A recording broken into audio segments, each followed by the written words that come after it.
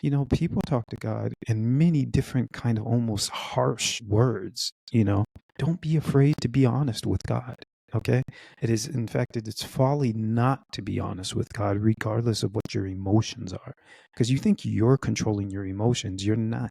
It is made up in you, right? It is part of you, right? So don't act like I am the master of this. You're not.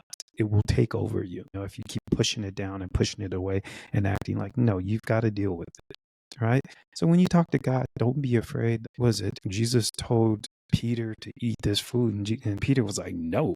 Like he knew he could say no. No, I'm not eating that. God told him to eat the food, and Peter said no. I think Ezra, maybe, where God told him, maybe it was Ezekiel, told him to make a fire out of human dung or something to that effect.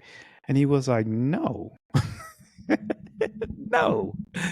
And then God was like, okay, use animal dung, right? Because God was trying to make a point when the angels and Jesus, as we assume it was coming to, we're going to Sodom and Gomorrah to see if the cry of the evilness was as bad as it seemed. At least that's how it goes.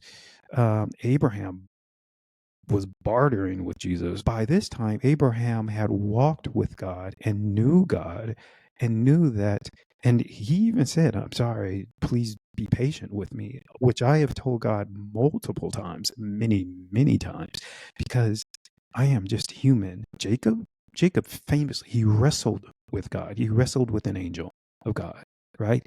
He was like, no, no, you bless me. You can't get to that state of mind. You can't get to that state of being without walking with God. Now, I'm not being rude to God. I'm saying I am a human, and this is the limit. This is my limit because, and God knows the reason why.